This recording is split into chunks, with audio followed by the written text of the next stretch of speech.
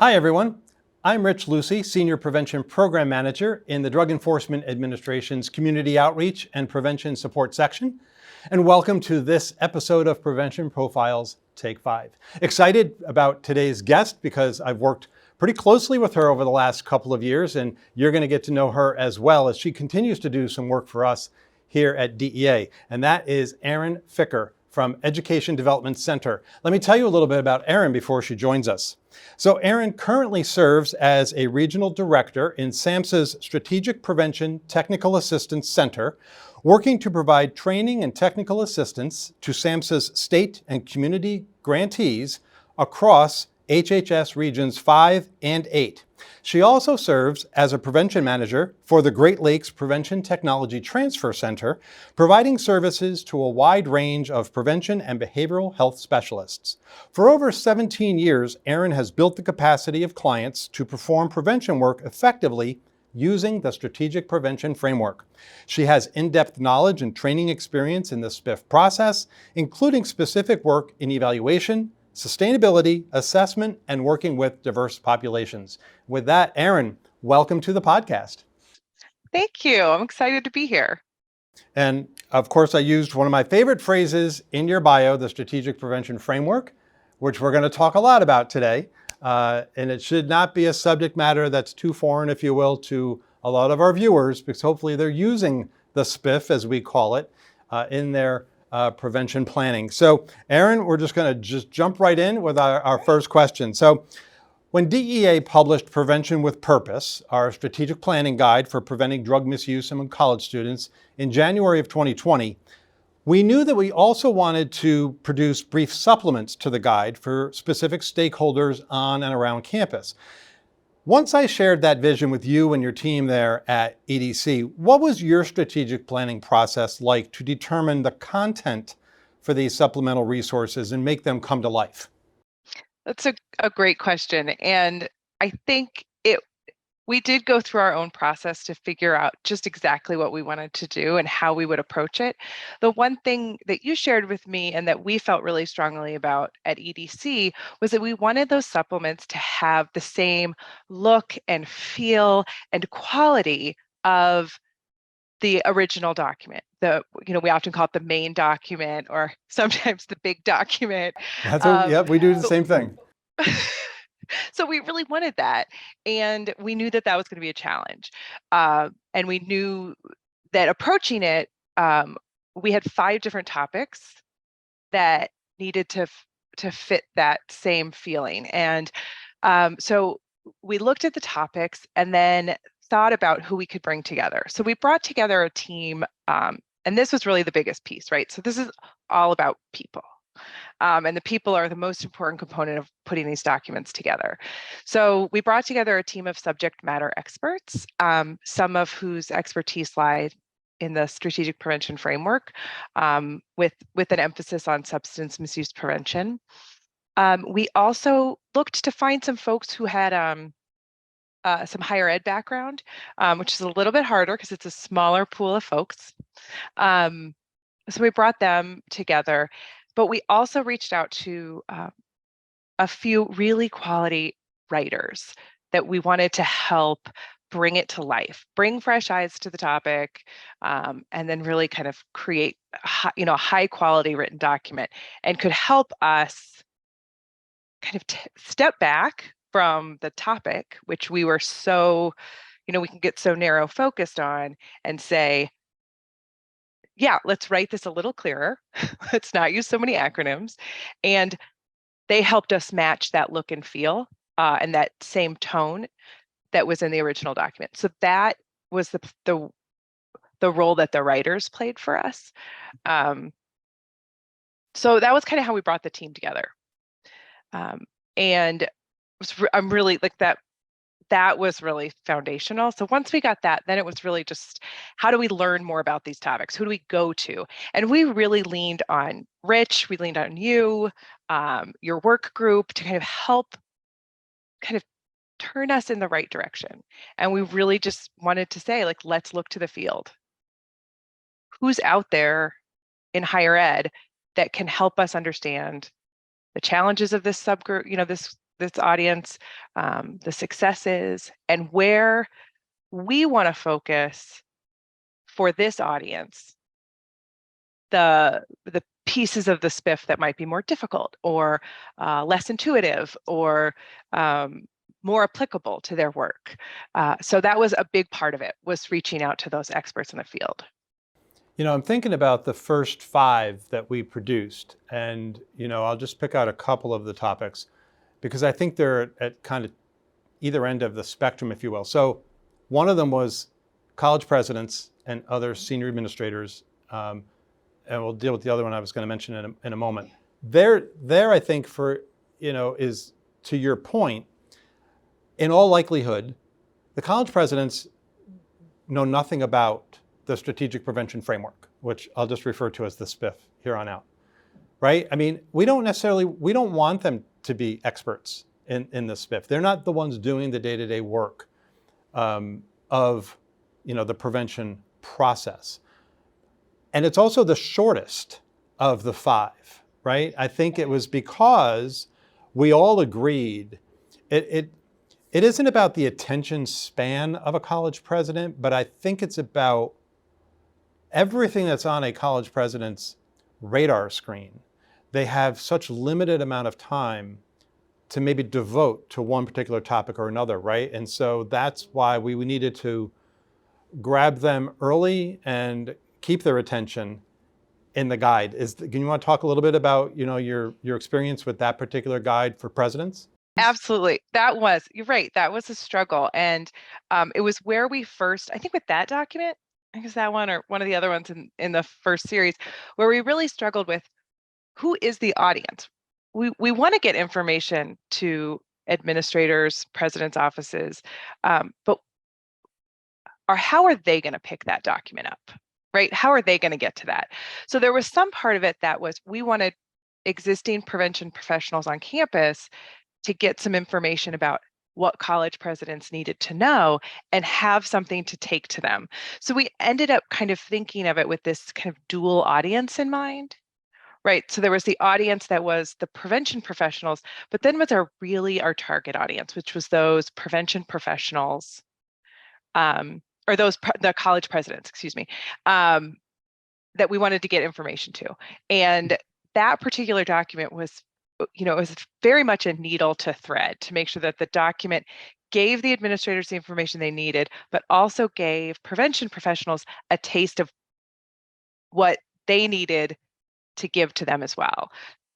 Well, I think you threaded the needle quite well because you're right, it did have a dual audience. I think that ultimately that particular supplement, I might say, is maybe tip the scale a little bit more in the favor of the prevention professional because it helped provide them with the content to help serve up to their college or university president, to engage them in the prevention efforts. And then for that particular audience of presidents, it gave them some specific action items, some specific action steps that they could take. So I think that it worked out well. I think of the other one I wanted to mention was the guide for community and technical colleges. I mean, that's not a stakeholder per se, as I always try to struggle with the right words as a word person. These supplements I've landed on, these supplements are for various stakeholders and settings in higher education. And certainly community and technical colleges are a setting, right? And I think that ended up in the first 5 of these supplements being one of the longer ones because it was more in depth about the SPIF and specifically how it applies each of the steps of the SPIF to the work on community and technical colleges. So it needed to be a little bit more fleshed out, a little bit more robust so that it could stand on its own in one respect as a guide for community and technical colleges. You want to talk a little bit about that guide? Absolutely. That was, of the first 5, the only one that was a setting, right? That it was not an audience that we could talk to. It wasn't an audience that we could educate prevention professionals about. It was a setting, and a setting that was very similar to the original documents audience. And really, actually, there was a lot of crossover potentially with that document. So we didn't want to reinvent the wheel.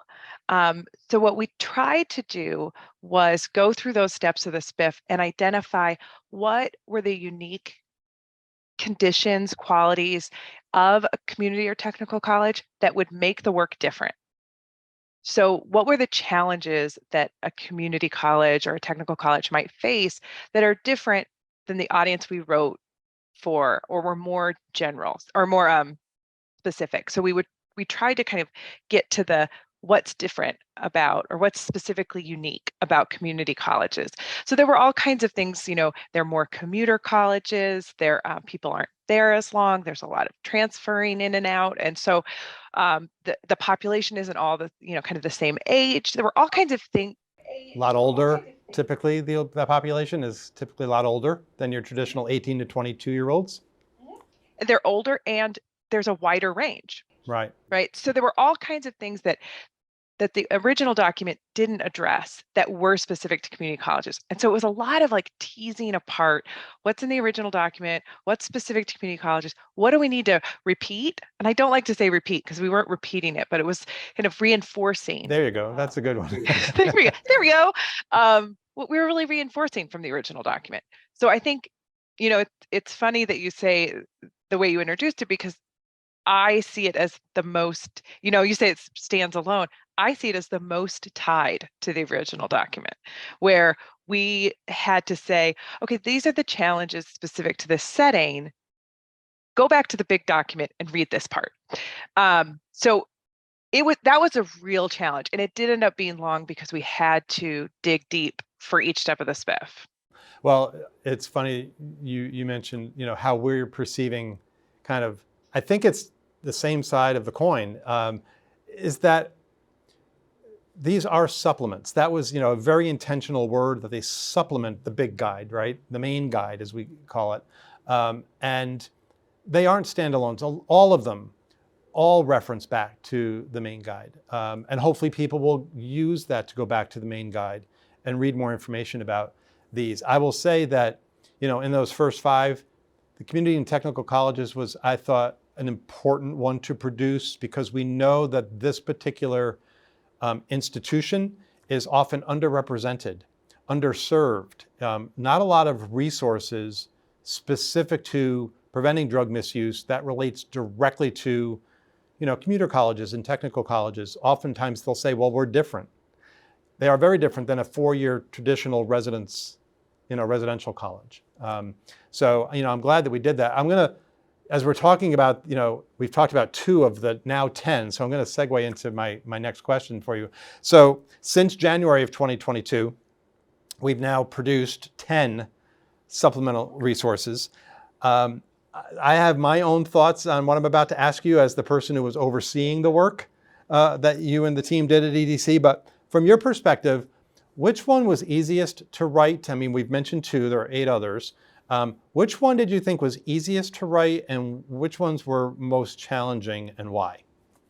Sure, great question. I want to be clear that the second set were much more difficult than the first. The first we knew set you were was up to really the challenge, Erin. So what's that? We knew you were up to the challenge. So it was, Thanks. and it was a challenge, wasn't it? It was. Rich got to watch my blood pressure rise over the course of the summer last year. Yeah, but the first set was really focused on audiences, right, and groups. So we could really kind of get into student affairs. We could talk talk about faculty and president's offices, campus security. It was that felt very straightforward. So that first set was easier.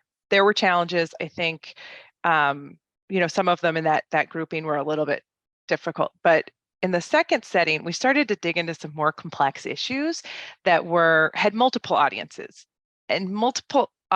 from different directions. And that's when it started to be a lot of trying to get our heads around it.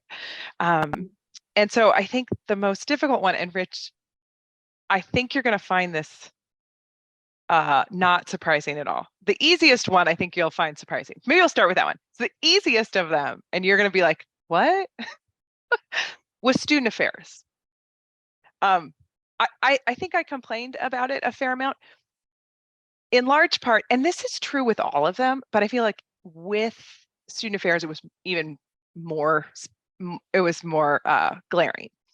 That every college and university is set up differently and things are housed in different places and they have different names for things. So is it your student affairs office? Is it part of the vice president's office? Is it part of the health center? Does it stand alone?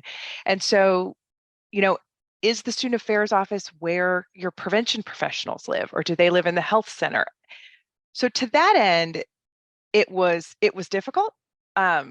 But it was easier because we knew that it was most likely that student affairs would be involved in prevention, that they may actually have prevention professionals housed within that department or that agency or that part of the university. So it was easy because then that became an audience that I'm really familiar with. Mhm. These are prevention professionals. These are people who are working maybe directly or indirectly with prevention. These are people I have spent my career training. Yeah, and they're one of our primary audiences. I mean, student affairs, especially for, say, our website, campusdrugprevention.gov, we know that is a hefty, you know, audience. That's the primary audience that we're digging into, if you will. So I think that was where we were most comfortable. There were challenges, kind of trying to tease it apart and make sure we were both broad and specific and all of that. But it just felt like an audience that I was really comfortable with, that I had spent a lot of time training and that I knew what they would need, right? So like, these are people I've been writing for. These are people I've been training. So that one felt the easiest. I don't think the hardest is going to surprise you at all, Rich. The hardest one was the document on shared responsibility. And it was collective impact and shared responsibility, I think, and I can't remember the exact title of it. I actually tried to look them all up and already forgot them. But that particular document, it looked at bringing this concept of collective impact and this concept of shared responsibility for prevention across university settings and across, different players. And it was probably the hardest to tie to the spiff and to tie to all the pieces of the spiff. It was more to say, hey, we're all in this. We all have a responsibility to this work. We all have a way that we engage with it. And your work in as a faculty member, or your work in behavioral health, you're in the student counseling center. These all overlap.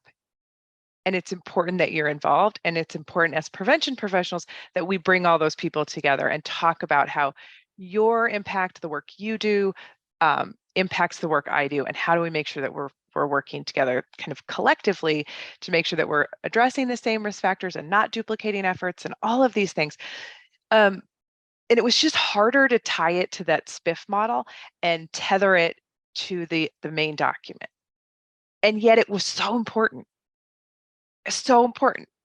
And I could see the importance of it and my team and my writers could, but it was just much more difficult to get our heads around and make sure that we were providing folks with really actionable information, which is really what we try to do in all the supplements.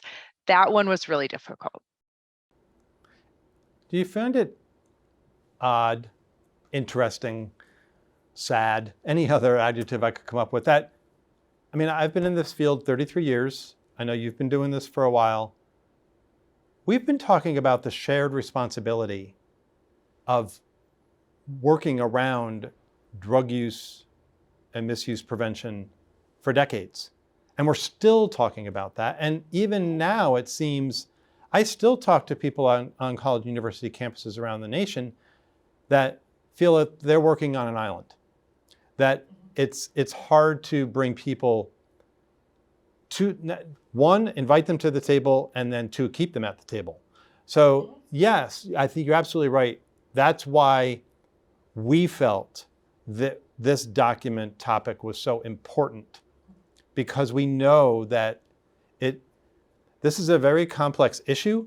No one individual or department or organization can address or work on this issue. That's why it is a shared responsibility.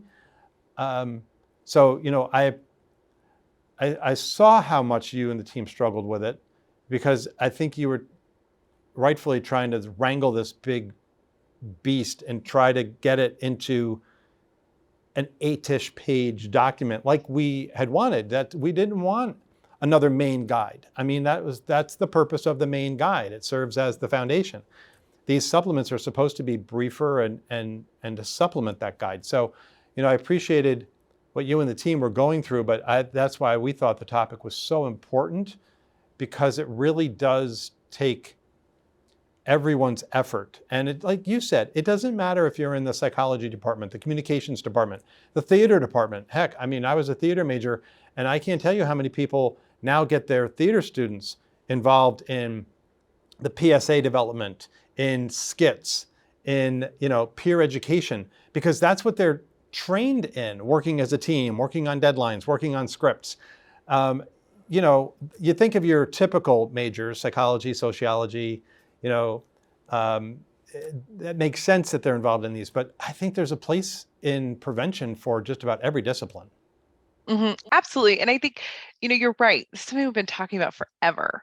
And I think one of the reasons, it's something we've been doing forever, and we've been doing it in a very specific way, right? We've been building a table and bringing people to it. And I think the concept of shared responsibility at a bigger level and collective impact is actually about redefining the table. It's saying we all have our own tables, and let's look at what we're doing at them and see how they work together.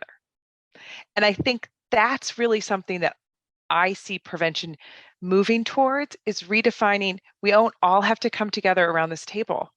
We can have different ways that we engage with all the different sectors, as long as we all understand what we're in it for, why we're in it, and how we're in it.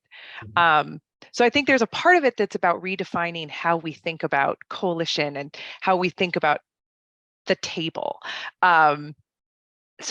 That's why I really loved this topic and wanted to dive into it, but then ended up struggling with how to do it and do it justice.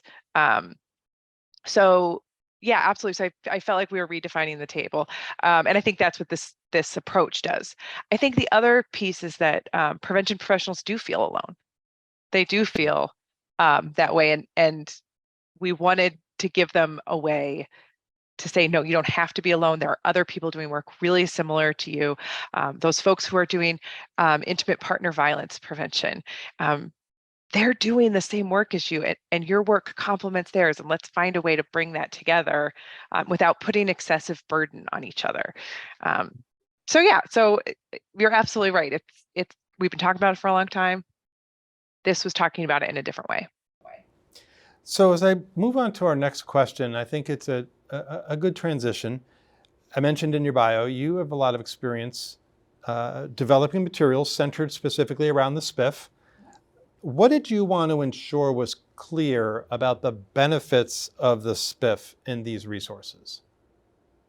So I've thought about this, and I could go on at length about the benefits of the SPIF and the different components and why this is important, or what this part brings in this step. But ultimately, the benefit of the SPIF is the SPIF. It's the understanding that the process in and of itself will help you reach prevention outcomes. You can't skip steps. You can't rush through it. We have to all take a deep breath, take a step back, and say, let's do it right. Let's do it right from the beginning, and let's move forward through this process. And that can be incredibly frustrating for people who just want to do. They just want to get out there and do the work, but the process is going to lead you there, right? So going through the assessment, building the capacity and the understanding of the folks around you and the people you're in your community or on your campus, planning, letting all of that filter down and inform what you are going to do, right? So for that doer, how did you know what you were going to do if we didn't go through these steps, right? So now we can say, let's move forward with this plan and these these approaches to prevention.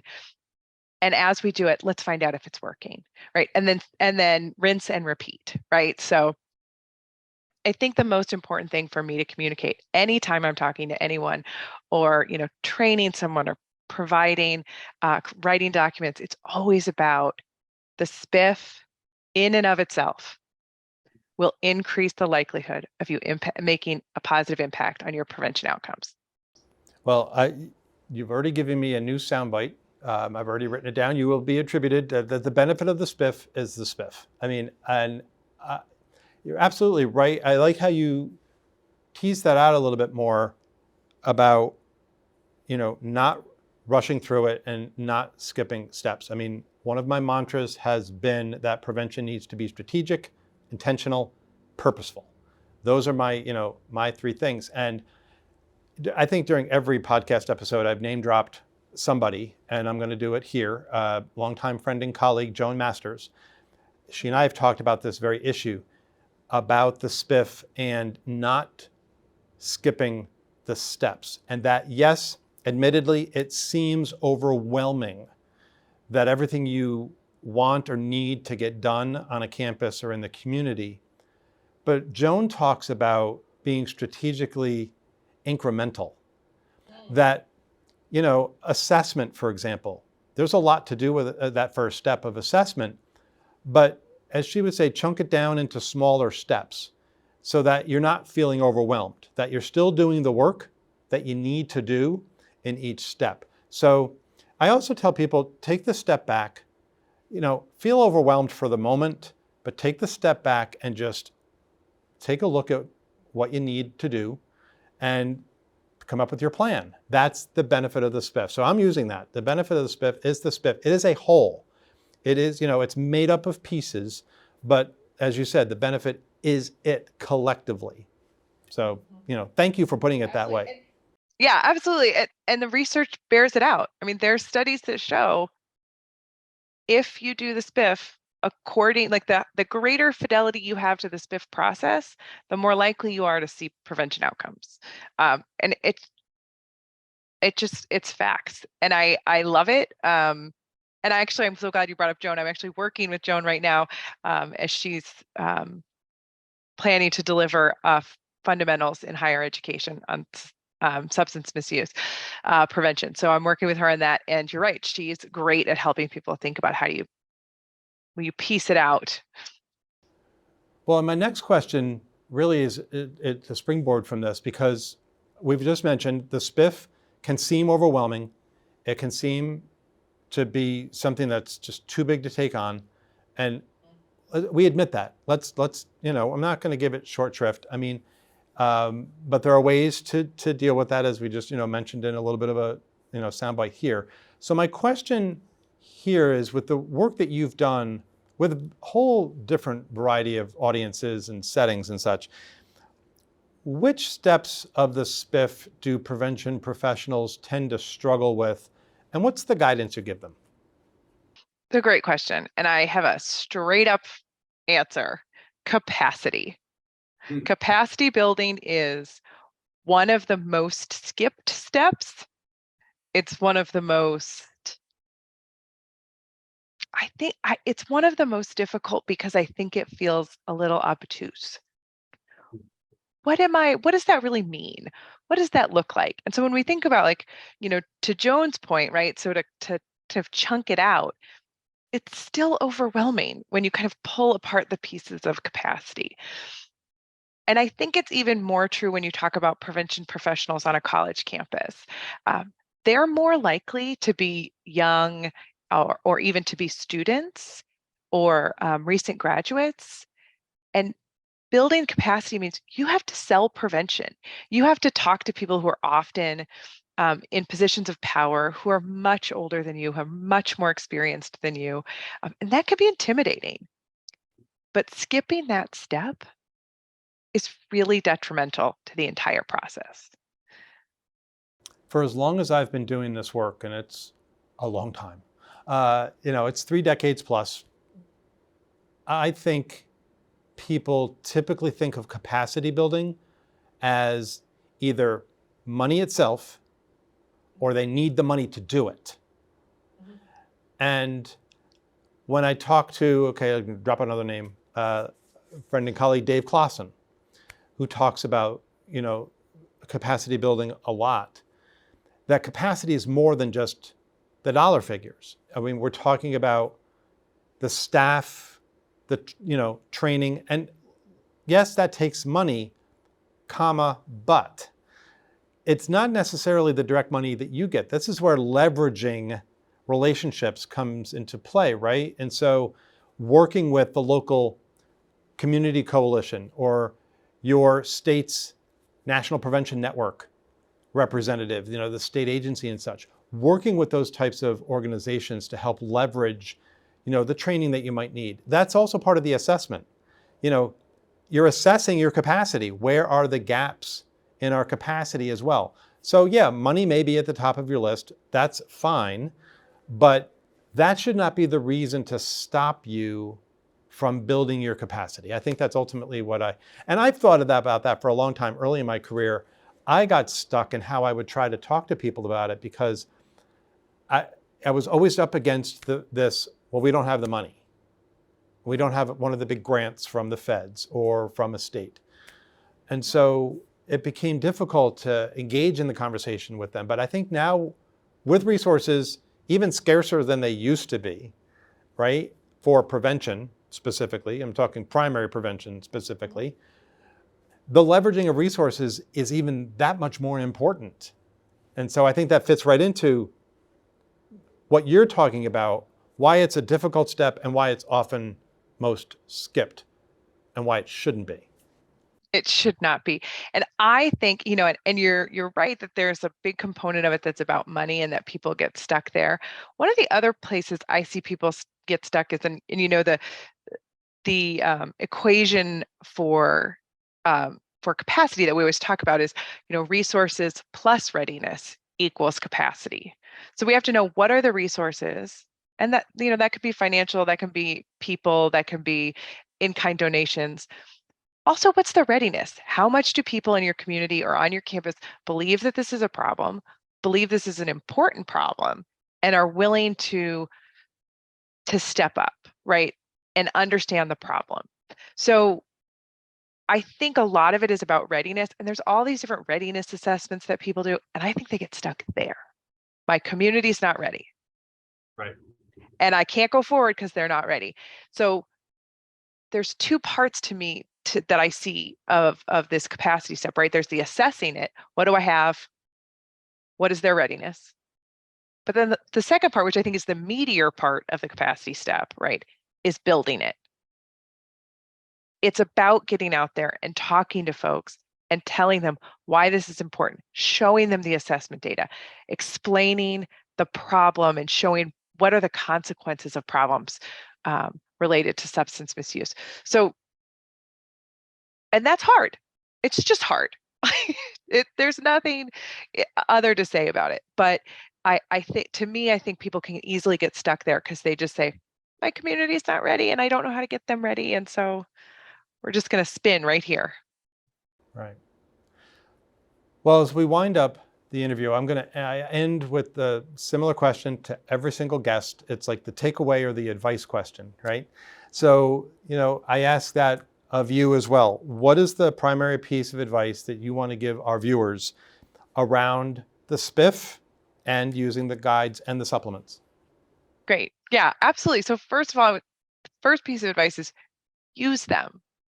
Use that guide and use those supplements to educate yourself, to educate your peers, your colleagues, to your partners, everybody on campus.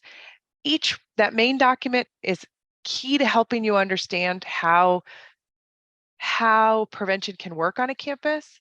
And the supplements kind of dig into who can help and how they can help. So use them. Use them for yourself and use them for partners. So that's my first piece of advice about the guides. As it relates to the strategic prevention framework, trust the process. Mm-hmm. It's kind of a silly cliche to say trust the process, but truly the strategic prevention framework process is up it's it, it's a series of steps that you kind of have to blindly trust one at a time, and know that taking that next step, collecting that data, building that capacity, all of these little things, one right after the other, build on each other and are going to get you there. But you may not be able to see that from the beginning. So trust that the process will get you where you're going in a more effective, efficient, and in a way that's most likely to lead to outcomes. So. Well, I'm glad that you talk about the process and trusting it, because I've done plenty of presentations on the 7 keys to a successful prevention program, and one of those keys is taking the long road. We know there is no overnight success or overnight results in prevention. It's not what prevention is about. And so you have to trust the process. And yeah, okay, it's cliche, but own it. This is we're all in on the process. We've set up our short-term, intermediate, and long-term goals. And this process, right? Go back to what you said before. The benefit of the SPIF is the SPIF. It's the process. And we're going to trust in that process to get us where we want to be. So that's, I think, just a great takeaway. Great. I'm glad. This is so much fun talking to you. Well, and I'm going to give our viewers now a little bit of a tease, because EDC will be doing a refresh of the big guide, as we call it, this year, and producing 3 more supplements, all to be hopefully published on time in January of 2024. We'll be debuting those. Our intent is at the NASPA Strategies Conference. The thing about the primary guide is it was published in January of 2020, which was 2 months before all of our worlds turned upside down, right? To many different things, but primarily the pandemic. And so the guide is silent about what it's been like over the last 2.5 years or so doing prevention in a post-pandemic environment, if you will. So if EDC wants a challenge now, they've got the challenge, because now they'll be refreshing the guide on both that topic and some others that we expect to see infused throughout. So Erin, I'm thrilled that I'll be getting to work with you again over the course of the next year, developing these guides that I know are being so well received in the field. So many comments that people come up to me, at conferences and by email and such, and tell us how much they really appreciate the guide. So it worked out for us. We identified the gap. We figured the gap was there. We filled the gap. And so, hats off to you and the team at EDC for all the work that you've done to help make these guides come to life. Thank you. Great. And I'm always delighted to hear that they're received well. So thanks. And I'm excited to dig into yet another year of challenge. Absolutely. And it's going to be great. And our viewers, something for you all to look forward to. And so with that, Erin, again, thank you for joining me on the podcast. And to our viewers, thank you for watching. This is the second of our new video podcast episodes in the Prevention Profiles Take 5 series. Glad you were with us, and have a great day.